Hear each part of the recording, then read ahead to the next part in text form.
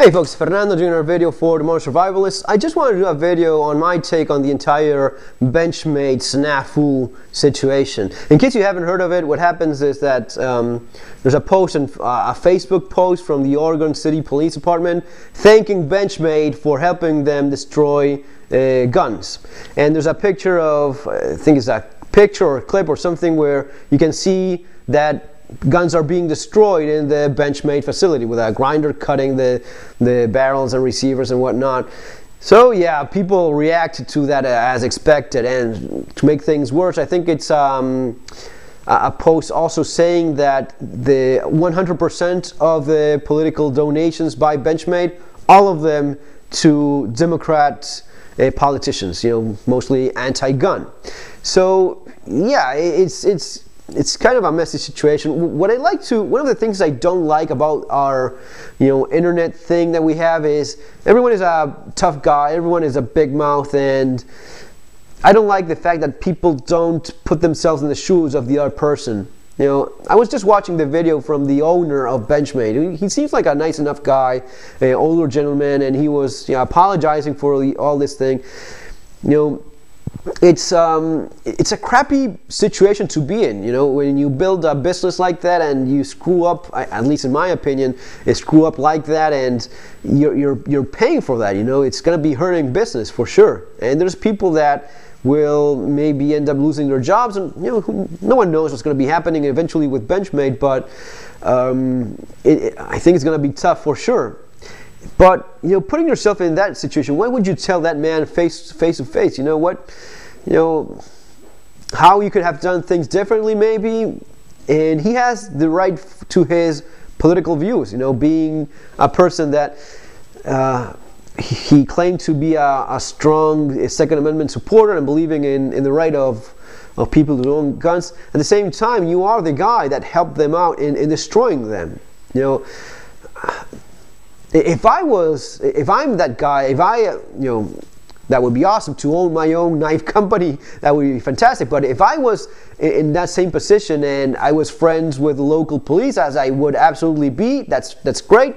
When they came to me asking, we have these guns, we have to destroy them, could you give us a hand? I would honestly tell them, sorry, but no can do. That's not really something that I don't believe in. I don't believe in destroying guns. No matter if they were turned to you for destruction, that's unfortunately something that I cannot help you with, because as a matter of principle, first of all, I think that they are tools for freedom and liberty. So that's something I believe in. They are also, in my opinion, works of art. In most cases, they are fantastic mechanical objects. But the principle of destroying a firearm, for me, goes against the core of what I believe in. So that's something I just cannot help you with.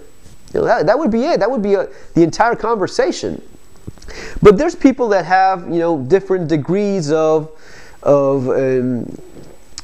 in the way they perceive these things. Maybe they believe in gun ownership. Of course you have the typical FUD, which is a guy that believes in his gun. He believes in his gun and his kind of gun. So he believes in the right to own a double-barrel shotgun for hunting ducks or birds or whatever. And he's absolutely against you owning a handgun or a rifle or a tactical gun or anything that could be used for self-defense. That he's against. But he's in favor of his hobby gun. And there's an entire spectrum between that and people that strongly believe in firearms as tools for freedom and liberty. So some folks are caught, somewhere in between, and they do things like this, and they end up paying for it quite heavily. And there's a post there also by going back to what I would, putting myself in the shoes of the guy or talking with the owner of the company face to face, I would actually ask him, how would you feel if, I don't actually own a single Benchmade knife. Ironically enough, I have a ton of knives, some of them there on display, many knives. In Benchmade, I don't have a single one. I was actually thinking of buying one recently.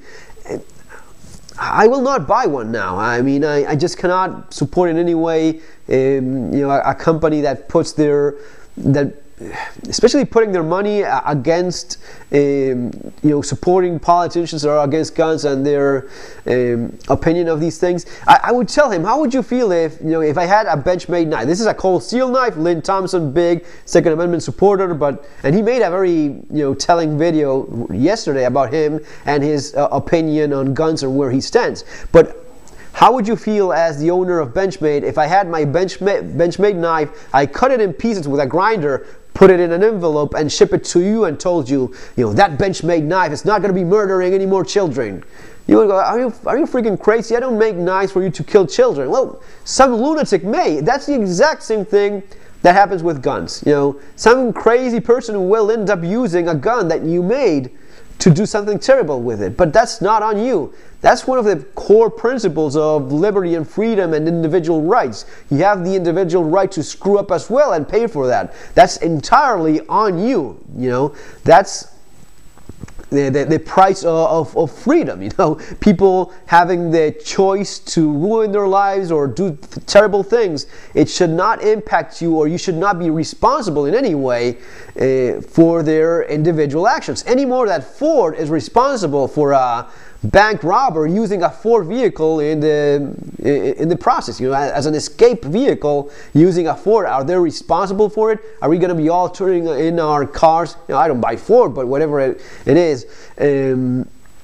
Are you going to be blaming the inanimate object for what people do? That makes no sense. But how would you feel if you open an envelope with your product destroyed and someone blaming you for the actions of others? I bet you wouldn't be liking that one bit. So yeah, it's kind of a mess. And then there's the chief of police of the Oregon City police department saying, yeah, we had to destroy these guns. We don't sell guns. Why not?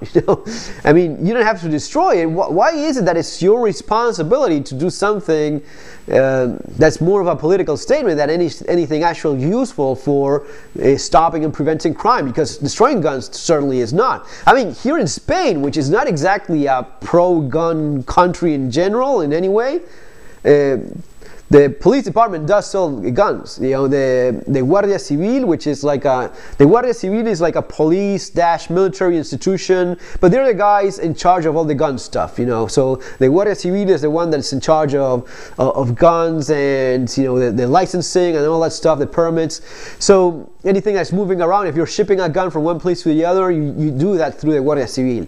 Now the Guardia Civil often gets stuck with guns from people that are not claiming them, from crimes where they impound guns and stuff, and illegal guns in the market that they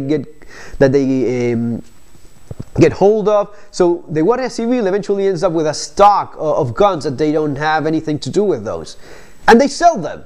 Once a year, there's a big auction where you can get cool stuff, and they auction those guns. It's as they say, a win-win situation, because on one hand, they are getting rid of the problem, which is a growing pile of guns that they don't want or need or know what to do with it. They get rid of that by transplanting that from that mess of a stockpile of illegal guns or whatever it is that they end up with, putting it back in the legal market among law-abiding civilians that are going to be, of course, taking good care of those guns and keeping them safe, because regulations are pretty stiff here. So that's for sure. It's a problem that they're getting rid of, and at the same time they're making money out of that. This money is going to be used for something else, something good.